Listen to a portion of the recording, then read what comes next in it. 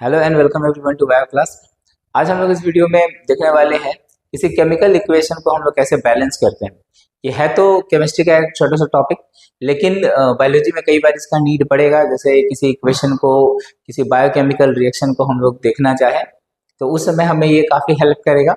और ये सभी क्लासेस को हेल्प करने वाला है। जो भी लोग केमिकल इक्वेशंस को बैलेंस करना चाहते हैं तो बैलेंसिंग का एक बहुत बेहतरीन यहाँ तरीका हम लोग देखेंगे, जिससे हम लोग सारे केमिकल इक्वेशंस को, चाहे वो कितने भी लंबे हो, चाहे उसमें 3 रिएक्टेंट हो, 4 प्रोडक्ट हो, टोटल 7 उसमें टर्म्स हो, फिर भी हम लोग क्या कर सकते हैं, आराम से इसे बैलेंस कर सकते हैं। हम लोग कुछ एग्जांपल देखेंगे यहाँ पे हम लोग ट्राई करके। तो आइए स्टार्ट करते हैं इस वीडियो को। तो ओके एवरीवन, अब हम लोग क्या करते हैं, पहले इस बात को समझ लेते हैं केमिकल इक्वेशन क्या होता है। तो देखिए, जब भी कोई केमिकल रिएक्शन होता है, उस रिएक्शन को बताने का जो सिंबॉलिक तरीका है उसे हम लोग बोलते हैं केमिकल इक्वेशन। जैसे इसे अगर हमें डिफाइन करना चाहे तो हम ऐसे कर सकते हैं। केमिकल इक्वेशन क्या है? तो केमिकल इक्वेशन है representation of A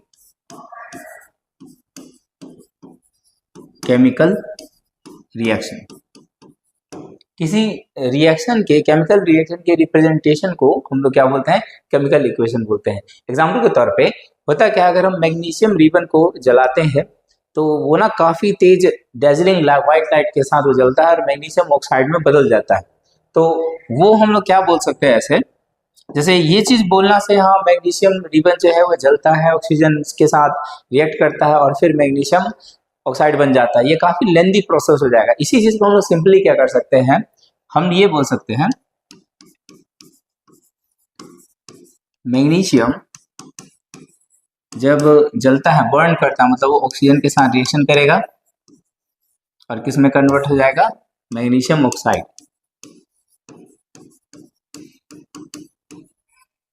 magnesium oxide में। तो ये जो रिप्रेजेंटेशन है, ये इसी को हम लोग बोलते हैं केमिकल इक्वेशन। पर हम अभी भी देख रहे हैं क्या, यहाँ पे हमें काफी लिखना पड़ रहा है, तो इसे बोलते हैं वर्ड इक्वेशन। ये जो हम लोग बनाए हैं फिलहाल, इसे हम लोग बोलते हैं, ये जो हम लोग बनाए हैं यह है एक वर्ड इक्वेशन। मतलब यहाँ पे केमिकल इक्वेशन ही है, पर किस फॉर्म में, वर्ड के फॉर्म में।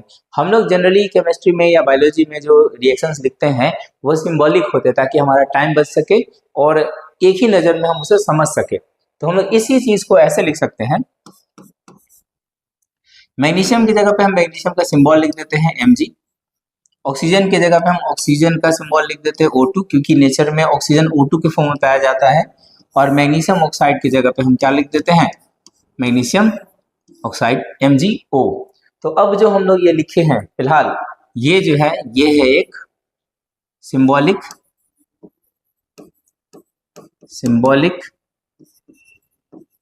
केमिकल इक्वेशन, जिसे हम लोग सिंपली इक्वेशन या केमिकल इक्वेशन के नाम से ही बोलते हैं, केमिकल इक्वेशन। तो यहाँ जो हम लोग देख रहे हैं ये चीज से, केमिकल इक्वेशन क्या है, तो केमिकल इक्वेशन बस केमिकल रिएक्शन को बताने का एक तरीका है, रिप्रेजेंटेशन है। अब हम लोग थोड़ा सा यहाँ पे एक बात और करते हैं, केमिकल इक्वेशन जो होते हैं कितने टाइप के होते हैं। आते हम लोग यहाँ पे, तो हम देखेंगे क्या, केमिकल इक्वेशन होते हैं 2 टाइप के। एक होता है बैलेंस्ड और एक होता है अनबैलेंस्ड। बैलेंस और अनबैलेंस का मीनिंग क्या है, तो हम लोग यहाँ देखते हैं। जो हम लोग ने रिएक्शन अभी किया है उसी को एग्जांपल लेके चलते हैं हम लोग यहाँ पे, तो देखेंगे क्या। हाँ, अगर हम यहाँ पे लिखते हैं Mg प्लस O2 और यहाँ पे प्रोडक्ट क्या आता है, MgO, और हम यहाँ पे क्या कुछ चीजें ऐड कर रहे हैं, यहाँ पे देखेंगे सभी कोई। जैसे हम क्या कर रहे हैं, यहाँ पे हम यहाँ पे 2 ऐड कर रहे हैं और यहाँ पे 2 ऐड कर रहे हैं। और इसी इक्वेशन को हम नॉर्मली लिखते हैं, अगर है यहाँ पे जैसे Mg प्लस O2 और यहाँ लिखते हैं MgO। तो दोनों ही इक्वेशन ये बता रहे हैं ना से, यहाँ पे मैग्नीशियम और ऑक्सीजन का रिएक्शन हुआ और मैग्नीशियम ऑक्साइड बना। यहाँ पर भी बताया जा रहा है मैग्नीशियम और ऑक्सीजन रिएक्ट किए, मैग्नीशियम ऑक्साइड बना। लेकिन इसमें और उसमें एक फर्क है। वो फर्क कैसे है, बैलेंस इक्वेशन जो होता है वो क्या बताता है हमें, क्या इंफॉर्मेशन देता है, तो वो हमें इंफॉर्मेशन देता है क्वालिटेटिव, और साथ साथ एक और चीज देता है क्वांटिटेटिव। इसका मीनिंग ये है से बैलेंस केमिकल इक्वेशन हमें ये बताता है कौन कौन मिलके क्या बनाया और कितना मिलके कितना बना। ये हमें इंफॉर्मेशन देता है बैलेंस केमिकल इक्वेशन। और अनबैलेंस केमिकल इक्वेशन हमें सिर्फ ये इंफॉर्मेशन देता है क्वालिटेटिव, ये सिर्फ क्वालिटेटिव इंफॉर्मेशन देता है। इसका मतलब होता है अनबैलेंस केमिकल इक्वेशन बस इस बात को बताता है कौन कौन मिलके क्या बना, जो भी ये भी काफी इंफॉर्मेटिव है हमारे लिए। पर अगर हम एकदम प्रिसाइज होना चाहें से कौन कौन मिलके क्या बना और कितना अमाउंट की भी हम बात करें तो हमें रेफर करना होगा इसको बैलेंस केमिकल इक्वेशन को। तो अब हम लोग इसे डिफाइन करते हैं कैसे। बैलेंस केमिकल इक्वेशन का मीनिंग होता है रिएक्टेंट साइड मतलब एरो के लेफ्ट साइड और प्रोडक्ट साइड डिफरेंट एटम्स जितने हैं उनके नंबर्स दोनों तरफ सेम होने चाहिए। जैसे हम यहाँ देखेंगे, क्या इसको पहले देख लेते हैं। यहाँ रिएक्टेंट साइड में मैग्नीशियम 1 है, यहाँ पे मैग्नीशियम 1 है, ठीक है। पर यहाँ देखेंगे रिएक्टेंट साइड में ऑक्सीजन 2 है, प्रोडक्ट साइड में ऑक्सीजन 1 ही है। तो यहाँ पे एक चीज जो है वो फॉलो नहीं किया जा रहा, जिसे हम बोलते हैं लॉ ऑफ कंजर्वेशन ऑफ मास, जिसके बारे में हम लोग अभी बात करेंगे। पर उससे पहले यहाँ देखेंगे क्या मैग्नीशियम 1 ऑक्सीजन 2 ऑक्सीजन 1। तो यहाँ पे क्या है number of atoms reactant side में अलग है, प्रोडक्ट साइड में अलग है, तो ये अनबैलेंस्ड। जब दोनों तरफ सेम होंगे, जैसे यहाँ पे 2 मैग्नीशियम, यहाँ पे 2 मैग्नीशियम, यहाँ पे 2 ऑक्सीजन, यहाँ पे 2 ऑक्सीजन, इसकी वजह से कितने हो गए, यहाँ पे 2 ऑक्सीजन हो गए। तो ये क्या है बैलेंस केमिकल इक्वेशन है। अब यहाँ पे एक सवाल की तरह हम लोग इस चीज को करते हैं, वो ये सवाल है हम लोग का,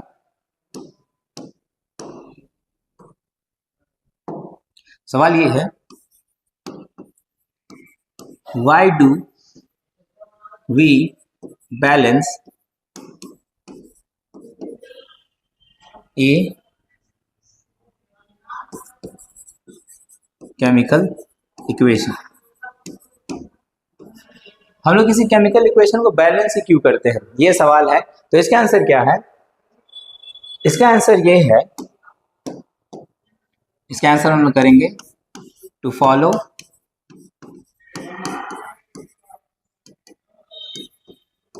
law of conservation of mass. तो हम लोग क्या करते हैं केमिकल इक्वेशन को इसलिए बैलेंस करते हैं ताकि हम लॉ ऑफ कंजर्वेशन ऑफ मास को फॉलो कर सके। अब लॉ ऑफ कंजर्वेशन ऑफ मास को फॉलो करने का मीनिंग क्या आता है इसको थोड़ा समझते हैं। तो law of conservation of mass, ये जो लॉ था ये दिया गया था 1789 में बाई, एक हिंट है यहाँ पे, ये दिया गया था 1789 में बाई, ये है फादर ऑफ केमिस्ट्री जिसे हम लोग बोलते हैं एंटोनी लेवोइजियर। ये है फादर ऑफ केमिस्ट्री, ये जो है इसको हम लोग और भी जानते हैं इसी नाम से, देख लेते हैं ये हम लोग। तो एंटोनी लेवोइजियर जो है ये है फादर ऑफ केमिस्ट्री, ये फादर ऑफ केमिस्ट्री। तो 1789 में एंटोनी लेवोइजियर द्वारा बहुत सारा एक्सपेरिमेंट किया गया था, जहां पे उन्होंने एक स्टेटमेंट दिया था no mass can be created not be destroyed in a chemical reaction.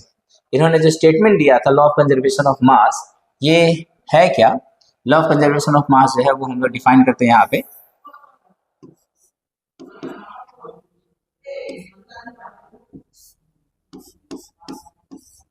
No mass can be created nor be destroyed in a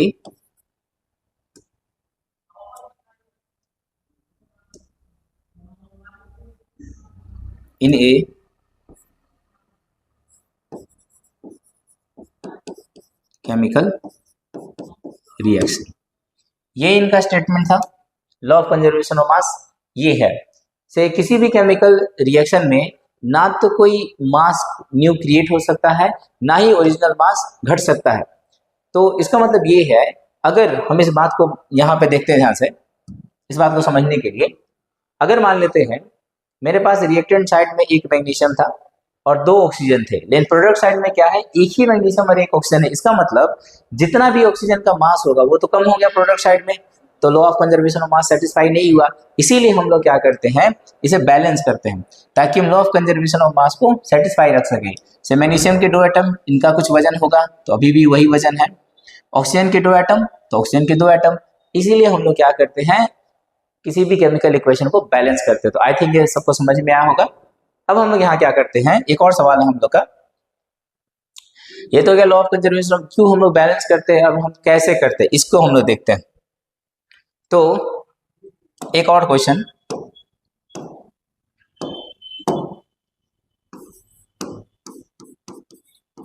how do we balance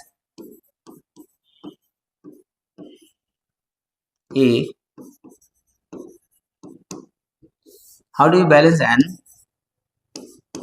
unbalanced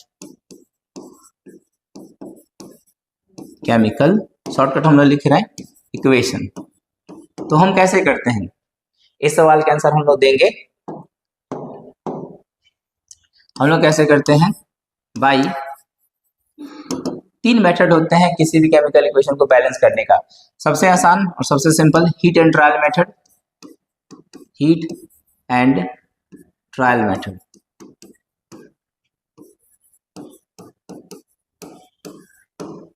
दूसरा जो होता है वो होता है अलजेब्रिक मेथड, और तीसरा होता है पार्शियल इक्वेशन मेथड। अब यहाँ पे हम लोग समझते हैं चीजों को। हीट और trial method, heat and trial method में क्या होता है, से हम लोग यहाँ पे कंपेयर करते हैं से रिएक्टेंट साइड में कितने एटम्स हैं, प्रोडक्ट साइड में कितने एटम्स हैं, और उस हिसाब से सोच सोच के नंबर कुछ पुट करते हैं, और अगर वो सेटिस्फाई करता तो हम आगे बढ़ जाते हैं, फिर दूसरे एटम्स को देख के चेक करते हैं। लेकिन इसमें क्या होता है, कई बार जब बड़े इक्वेशंस होते हैं तो वहाँ पे गलतियाँ ज़्यादा होती है या टाइम ज़्यादा लग जाता है। तो उसको सही करने के लिए हमें क्या करना होगा, बहुत प्रैक्टिस करना होगा, तब जाके हम हीट एंड ट्रायल मेथड को कमांड कर सकते हैं बढ़िया से। हम लोग जो इस वीडियो में कवर करने वाले हैं वो इस मेथड को कवर करने वाले हैं, अलजेब्रिक मेथड को। अलजेब्रिक मेथड जो है ये one of the simplest method है, अगर इसे बढ़िया से समझ गए तो। ये लॉ ऑफ कंजर्वेशन को फॉलो कराने के लिए ही हम लोग यहाँ पे मैथ का यूज कुछ करते हैं। और ये जो पार्शियल इक्वेशन मेथड है ये हायर क्लास में हम लोग को समझना है, तो अभी इस वीडियो में हम लोग ये बात नहीं करेंगे, हमारा पूरा फोकस रहने वाला है अलजेब्रिक मेथड पे। तो कुछ एग्जाम्पल हम लोग हीट एंड ट्रायल के भी लेंगे, हीट एंड ट्रायल से हम लोग कैसे किसी इक्वेशन को बैलेंस कर सकते हैं और अलजेब्रिक मेथड से कैसे कर सकते हैं। तो मेरा एक सजेशन है स्टूडेंट्स को जो पहली बार किसी केमिकल इक्वेशन को बैलेंस कर रहे हैं या उन्हें ज़्यादा प्रैक्टिस नहीं, उन्हें ज़्यादा टाइम लग जाता है, तो हम ये कहेंगे कोई भी केमिकल इक्वेशन अगर सामने हो, सबसे पहले तो चेक कर ले सो बैलेंस्ड है कि नहीं है। कई बार क्या होता है, बैलेंस करने का क्वेश्चन मिल जाता है और वो पहले से ऑलरेडी बैलेंस्ड होता है, तो उसमें टाइम वेस्ट नहीं करना है, हमें बस काउंट कर लेना है सभी एटम्स को, अलग अलग एलिमेंट्स के से वो इक्वल है कि नहीं। अगर इक्वल है तो बैलेंस है, तो हमें उसमें दिमाग नहीं लगाना है। और अगर इक्वेशन काफ़ी छोटा हो या सिंपल हो तो हमें सबसे पहले ट्राई करना है हीट एंड ट्रायल से, ये हमारा टाइम बचा देगा। लेकिन अगर कॉम्प्लिकेटेड हो और हमें बनाना ही है किसी तरह, तो हम क्या करेंगे, अलजेब्रिक मेथड का यूज करेंगे। और हम लोग को अभी जस्ट थोड़ी देर में पता चलेगा, अलजेब्रिक मेथड को यूज करने के समय हमें ज़्यादा सोचना नहीं पड़ता, हम कुछ रूल्स को फॉलो करते हैं और हम बिना ज़्यादा सोचे भी हम आंसर को ला सकते हैं, एकदम एग्जैक्ट ला सकते हैं। तो देखते हैं हम लोग कैसे करेंगे यहाँ पे। तो आइए हम लोग स्टार्ट करते हैं यहाँ पे कुछ एग्जाम्पल्स के साथ। तो यहाँ पर कुछ एग्जाम्पल्स हम लोग ने पहले से लिख के रखा है ताकि हम लोग का टाइम बच सके। अब देखेंगे क्या हम लोग यहाँ पे, अगर हम लोग यहाँ पे देखते हैं, जैसे नाइट्रोजन का ऑक्सीजन के साथ रिएक्शन होता है तो नाइट्रोजन मोनोऑक्साइड क्रिएट होता है। अगर हम लोग यहाँ पे देखें तो यहाँ पे 2 नाइट्रोजन है, यहाँ 2 ऑक्सीजन है, पर यहाँ पे क्या है, 1 नाइट्रोजन 1 ऑक्सीजन है। तो पता चल रहा है एक अनबैलेंस्ड केमिकल इक्वेशन है। इस चीज को बैलेंस करने के लिए हम लोग को बहुत सिंपल चीजों को यहाँ पे ऐड कर देना होगा। देखते हैं हम लोग क्या, जैसे 2 नाइट्रोजन 1 नाइट्रोजन, तो यहाँ पे 2 डालने से काम चल जाएगा। तो ऑक्सीजन को चेक कर लेते हैं, 2 ऑक्सीजन 1 ऑक्सीजन, तो ये बहुत सिंपल हो जाएगा। हम लोग यहाँ पे क्या करेंगे, सिंपली 2 ऐड कर देंगे, सॉरी ये डॉट नहीं देंगे हम लोग यहाँ पे 2 ऐड कर देंगे और मेरा केमिकल इक्वेशन क्या हो जाएगा, बैलेंस हो जाएगा। देखिए जैसे यहाँ पे 2 नाइट्रोजन, यहाँ पे 2 नाइट्रोजन, यहाँ 2 ऑक्सीजन, इसकी वजह से यहाँ पे क्या हो गए 2 ऑक्सीजन, तो ये हमारा बैलेंस हो गया। ओके, ये हम बैलेंस कर देंगे। अब हम लोग एक कंबशन रिएक्शन को देखते हैं। जैसे ये मीथेन है, मीथेन जब हम जलाते हैं तो ऑक्सीजन के साथ रिएक्शन होता है, कार्बन डाइऑक्साइड और वाटर बनता है यहाँ पे। एक और चीज हम यहाँ पे बताएंगे, जैसे लॉ ऑफ कंजर्वेशन ऑफ मास का मीनिंग क्या है। यहाँ पे होता ये है से जो भी चीजें यहाँ रिएक्ट कर रही है कंजर्वेशन ऑफ मास के हिसाब से कोई भी नए एटम्स नहीं बन सकते, क्योंकि नया एटम कोई बनेगा तो उसका एटॉमिक मास अलग होगा, जिससे पूरा इक्वेशन गड़बड़ हो जाएगा। देखेंगे क्या यहाँ पे, कार्बन हाइड्रोजन और ऑक्सीजन ये रिएक्ट की है सब, बस ये क्या करते हैं ना, अपने बॉन्ड्स बदल लेते हैं या रीअरेंज कर लेते हैं खुद को। इसीलिए देखिए यहाँ कार्बन ऑक्सीजन, हाइड्रोजन ऑक्सीजन, इनके अलावा कार्बन हाइड्रोजन और ऑक्सीजन, कार्बन हाइड्रोजन ऑक्सीजन, इनके अलावा कोई दूसरा एटम आ ही नहीं सकता, किसी दूसरे एलिमेंट का एटम आ ही नहीं सकता। जैसे नाइट्रोजन का इसमें नहीं आ सकता, सल्फर फॉस्फोरस ये सब नहीं आ सकते, क्योंकि वो है ही नहीं। रिएक्टेंट साइड में जो रहेंगे वही प्रोडक्ट साइड में रहेंगे, बस इनके बीच में बॉन्ड और अरेंजमेंट चेंज हो जाता है। तो आते हम लोग टॉपिक पे फिर से। हम क्या देख रहे हैं यहाँ पे, एक कार्बन ठीक है, हाइड्रोजन 4 हाइड्रोजन 2 गड़बड़, कोई भी एक गड़बड़ हुआ एटम मतलब पूरा इक्वेशन गड़बड़ है, हम लोग चेक कर लिए यहाँ पे। तो ये एक अनबैलेंस्ड केमिकल इक्वेशन है। अगर हम इसे बैलेंस करना चाहते हैं तो हम लोग अभी भी हीट एंड ट्रायल मेथड का ही यूज करेंगे। देखेंगे कैसे, हम ये देख रहे हैं यहाँ पे 2 ऑक्सीजन यहाँ पे है, 1 ऑक्सीजन यहाँ पे, सॉरी 3 ऑक्सीजन यहाँ पे है। तो हम लोग को करना क्या है, हम ये बस करना चाहते हैं इसे हम बैलेंस कर दे। तो कैसे करेंगे, देखिए हम लोग यहाँ पे कुछ हीट एंड ट्रायल मेथड का यूज करते हैं। जैसे अगर हम यहाँ पे क्या करते हैं 2 लगा देते हैं, अगर यहाँ 2 लगाते हैं तो कितने हो गए, हाइड्रोजन देखो, ऑक्सीजन हो गए 4, 2 ये 2 ऑक्सीजन ये 2 ऑक्सीजन ये 4 ऑक्सीजन यहाँ पे हो गए, और हाइड्रोजन हो गए 4, हाइड्रोजन 4 है मेरे पास, पर ऑक्सीजन कितने हैं 2 ही है। तो यहाँ पे हम क्या कर देंगे 2 डाल देंगे, 2 डालने से क्या हुआ 4 ऑक्सीजन हो गए, यहाँ पे 2 ऑक्सीजन ये 2 ऑक्सीजन ये 4 हाइड्रोजन, 4 हाइड्रोजन पहले से, एक कार्बन, तो ये भी इक्वेशन क्या हो गया हम लोग का, बैलेंस हो गया। ओके एवरीवन, अब हम आते हैं क्वेश्चन नंबर 3 पे। तो देखेंगे क्या हम लोग, अच्छा यहाँ पे एक मिस्टेक है हम लोग का, ये 4 नहीं होगा, ये होगा 3।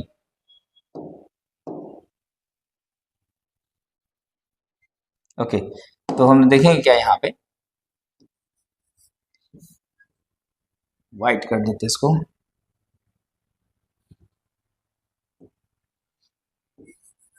एक चीज हम लोग यहाँ गौर करेंगे ना, इस सवाल को अगर हम ध्यान दें तो ये ऑलरेडी बैलेंस है।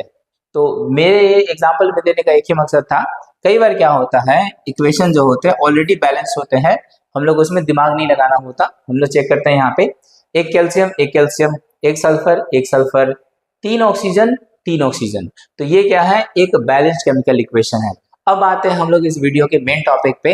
हम लोगों ने क्या कहा था, हम लोग बैलेंसिंग सीखने वाले हैं, कैसे, अलजेब्रिक मेथड से। तो आइए स्टार्ट करते हैं हम लोग।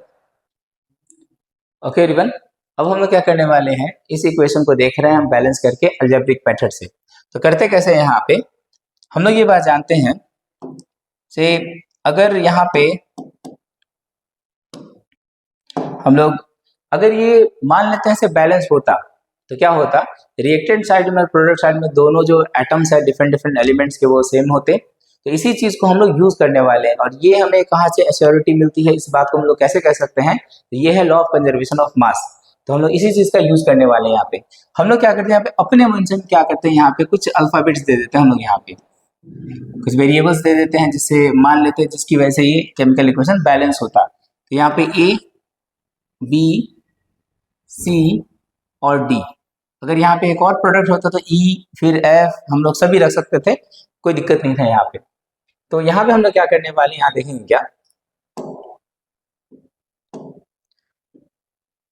हम लोग यहाँ बात करने वाले हैं अकॉर्डिंग टू, यहाँ पे देखेंगे हम लोग ये कैसे लिख रहे हैं, यहाँ पे क्या लिखेंगे, तो according to law of conservation of mass. हम इसी के सहारे क्या करने वाले हैं, अब सॉल्व करने वाले हैं according to law of conservation of mass. अगर ये बैलेंस होता तो क्या होता, दोनों तरफ सेम चीज होते, दोनों तरफ मेरे जो नंबर ऑफ एटम्स होते वो सेम होते। इसी चीज का हम लोग क्या करने वाले हैं, यूज करने वाले हैं। देखेंगे कैसे। तो हम लोगों ने क्या देखा, यहाँ पे हम लोग एक एक एटम को यहाँ पकड़ लेते हैं और देखते हैं आगे। समझने के लिए हम बस कुछ कलर को चेंज कर रहे हैं। देखिए यहाँ पे हम क्या देख रहे हैं, यहाँ पे हम ना एक एक को उठा, ज्यादा सोचना नहीं, सीधे जो दिख जाए पहले उसे उठा लेना है। तो हमें पहले दिखा कार्बन, तो हम कार्बन को उठा लिए। अब देखेंगे रिएक्टेंट साइड में कितने कार्बन है, तो 2 कार्बन यहाँ पर A टाइम्स है, तो 2A कार्बन हो गए मेरे पास। अब ये बराबर होने चाहिए, अगर ये बैलेंस है, किसके इधर आते हैं हम लोग, तो कार्बन यहाँ पे कितने, 1 कार्बन और C टाइम्स, तो यहाँ पे C। तो ये क्या हो गया, ये कार्बन का इक्वेशन बन गया। दूसरा हम हाइड्रोजन को पकड़ लेते हैं अब यहाँ पे और चेक करते हैं हाइड्रोजन का। यहाँ पे 6 हाइड्रोजन और यहाँ A टाइम्स, तो हम क्या लिखेंगे यहाँ पे 6A। अब ये इक्वल किसके होगा, यहाँ पे देखते हैं हाइड्रोजन 2 हाइड्रोजन है और D टाइम्स है, तो 2D। इसे हम लोग थोड़ा सिंप्लीफाई कर लेते हैं, और ये कितना 3, इसका मतलब ये है 3A इक्वल टू D। अब देखते हैं आगे, हाइड्रोजन के बाद हम आते हैं ऑक्सीजन पे।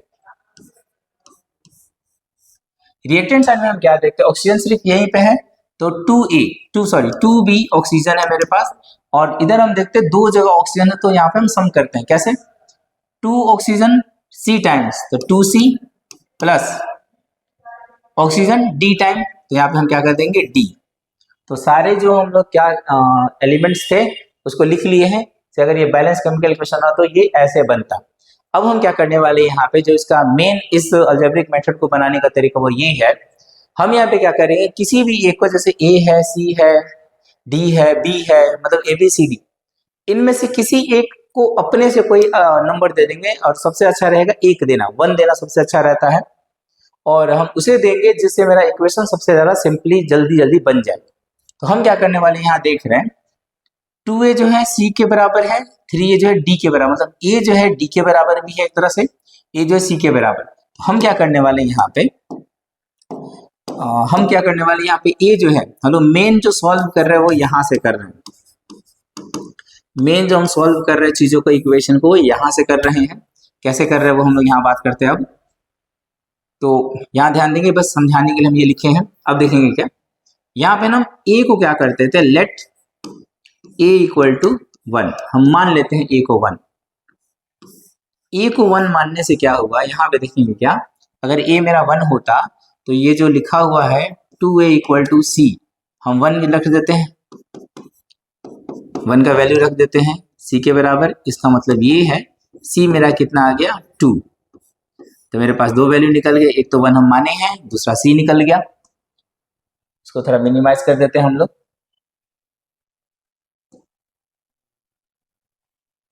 देखेंगे क्या हम लोग यहाँ पे, ओके। अब हम लोग क्या गौर करते हैं यहाँ पे, ये हो गया। अब हम क्या देख रहे हैं यहाँ पे 3A इक्वल टू D है, यहाँ ले लेते हैं 3A इक्वल टू D। 1 का वैल्यू फिर से रखते हैं, 3 इंटू 1 इक्वल टू D। इसका मतलब ये है D भी मेरे पास कितना आ गया 3। तो हम लोग यहाँ पे 3 चीजें निकाल चुके हैं अभी तक, A, C और D। अब B को निकालते हैं जरा, देखो B जो है यहाँ पे है 2B इक्वल टू है 2C प्लस D। तो मेरे पास क्या है, 2B का तो वैल्यू पता नहीं, पर 2 इंटू C का वैल्यू पता है, C का वैल्यू 2 है और D का वैल्यू हमको पता चल गया 3। तो हम क्या देखेंगे, 2B इक्वल टू मेरे पास आ गया 4 प्लस 3 इक्वल टू 7। तो देयरफॉर B इक्वल टू 2 ले जाएंगे नीचे, तो 7/2। तो मेरे पास क्या आ गया, B का भी वैल्यू हमको पता चल गया। एक बार हम लोग क्या करते हैं, इन वैल्यूज को लिख लेते हैं, हमें क्या क्या पता चला है। तो हमको क्या पता चला है, A, B, C और D। लिखते कैसे हम लोग, वैल्यूज कैसे हम लोग को पता चले वो देखते हैं। A जो है हम माने हैं 1, B जो है मेरा आया है 7/2, C जो है वो है 2 और D जो है वो है 3। ऐसे सवालों को जब फ्रैक्शन आ जाए कहीं पे, तो एक चीज ध्यान रखेंगे क्या, अगर फ्रैक्शन नहीं आया तो सीधे ये वैल्यूज जो है हम 1 7 2 3 मान लेते हैं। अगर फ्रैक्शन नहीं आया होता तो हम 1 7 2 3 इसमें रख देते, A, B, C और D के जगह पे। अगर नहीं दिख रहा तो यहाँ पे हम लोग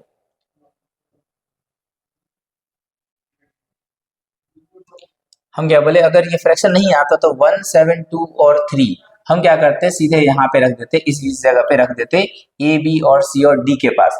अब हम क्या करते हैं, यहाँ पे एक चीज चेक करते हैं यहाँ पे। ओके, आई थिंक ये सबको दिखाई दे रहा होगा इतना। तो अब देखेंगे यहाँ पे क्या इक्वेशन, हाँ देखेंगे अब क्या हम लोग क्या करने वाले हैं। अब अगर जिसका भी डिनोमिनेटर हमें यहाँ जैसे 2 मिला है यहाँ पे डिनोमिनेटर, तो 2 का एलसीएम ले लेंगे। 2 का एलसीएम 2। अगर यहाँ पे 3 होता तो 2 और 3 का एलसीएम लेते, अगर यहाँ पे 4 होता तो 2, 3 और 4 का एलसीएम लेते। पर हम लोग के केस में एक ही यहाँ पे डिनोमिनेटर आया है, हम क्या करेंगे, उस एलसीएम से सबको मल्टीप्लाई करेंगे। तो नेक्स्ट स्टेप क्या करेंगे हम लोग, नेक्स्ट स्टेप हम ये करने वाले हैं, 1 को 2 से मल्टीप्लाई कर दिए, 7/2 को भी 2 से मल्टीप्लाई किए, 2 को 2 से मल्टीप्लाई और 3 को भी 2 से मल्टीप्लाई। तो हम लोग का जो रिजल्टेंट अब आया वो क्या आया, देखेंगे सभी को यहाँ पे, वो ऐसे कुछ आया। अब जो हम लोग का आया वो ऐसे आया,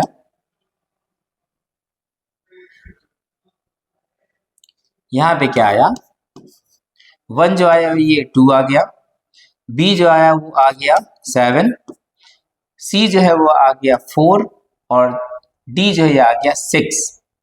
तो ये जो हम लोग के वैल्यूज है ये वास्तव में क्या है, ये ए की जगह रखेंगे, ये बी की जगह रखेंगे, ये सी की जगह रखेंगे और ये डी की जगह रखेंगे। तो आइए हम लोग एक बार चेक करते हैं हम लोग का क्वेश्चन क्या था और हम लोग कैसे सॉल्व किए हैं। क्वेश्चन था हम लोग का C2H6 जब रिएक्ट करता है ऑक्सीजन के साथ, तो ये फॉर्म क्या करता है, तो ये फॉर्म करता है कार्बन डाइऑक्साइड और वाटर, कार्बन डाइऑक्साइड और वाटर फॉर्म करता है। हम लोग का वैल्यू क्या क्या आया है, ए आया है 2, हम लोग इसे थोड़ा अदर कलर से लिख लेते हैं। ए आया है 2 तो हम यहाँ डाल देते हैं 2, बी आया है 7 तो यहाँ लिख देते हैं 7, सी आया है 4 तो यहाँ लिख देते हैं 4 और हम लोग का डी आ गया 6 तो यहाँ लिख देते हैं 6। तो अब हम लोग बस इसे एक बार चेक कर लेते हैं। हम क्या देखेंगे यहाँ पे, कार्बन जो है हमारे पास कितने हैं, कार्बन है 4, तो रिएक्टेंट साइड में देखते हैं, सॉरी प्रोडक्ट साइड में 4 कार्बन, बाकी तो है नहीं, तो 4 कार्बन ठीक है, कार्बन ठीक हो गया हमारा। हम हाइड्रोजन की बात करते हैं, हाइड्रोजन हमारे पास कितने हैं, 6 यहाँ पे है और 2 टाइम्स है, तो हाइड्रोजन 12 है। और यहाँ देखते हैं हाइड्रोजन 2 टाइम्स यहाँ पे है और ये 6 टाइम्स, 2 हाइड्रोजन यहाँ पे 6 टाइम्स 12 हो गए ये भी। फिर ऑक्सीजन पे आते हैं, ऑक्सीजन रिएक्टेंट साइड में हमारा कितना है, तो 2 ऑक्सीजन यहाँ पे है और ये 7 टाइम्स है तो 14। अब जरा प्रोडक्ट साइड में देखते हैं, ये 2 ऑक्सीजन 4 टाइम्स 8 हो गए, यहाँ पे 8, यहाँ लिखते 8 और फिर यहाँ पे क्या हो गए 6 ऑक्सीजन ये जुड़ गए, तो ये भी कितने हो गए 14। तो मेरे पास बैलेंस एक इक्वेशन आ गया। तो ये रहा हमारा एक बैलेंस केमिकल इक्वेशन। जो मेथड था हम लोग का वो कौन सा मेथड था, तो अलजेब्रिक मेथड, क्योंकि हम लोग यहाँ पे क्या क्या कुछ अलजेब्रा के वेरिएबल्स यूज किए हैं, सिंपल मैथ यूज किए हैं लॉ ऑफ कंजर्वेशन ऑफ मास के हेल्प से। तो आई होप सबको समझ में आया हो। तो इसी के साथ हम लोग इस वीडियो को एंड कर रहे हैं यहाँ पे, नहीं तो काफी लेंदी वीडियो ना हो जाए। तो अब एक बार इसे घर पे जाके अब इस तरीके से किसी भी केमिकल इक्वेशन को उठाएंगे जो भी एनसीईआरटी में दे रखा हो या अदर पब्लिकेशंस में दे रखे हो या इंटरनेट से भी निकाल के हम लोग क्या कर सकते हैं, चेक कर सकते हैं, बना सकते हैं इस मेथड से। होपफुली सबको ये वीडियो समझ में आया हो। Thank you everyone, have a nice day. मिलते हैं किसी ऐसे ही जबरदस्त वीडियो के साथ और हम लोग यहाँ पे जो लर्निंग का प्रोसेस है कंटिन्यू रखेंगे और सबके सपोर्ट के साथ हम लोग भी चैनल को काफ़ी ग्रो कर रहे हैं। तो love you everyone, thank you for the support, have a nice day everyone, thank you.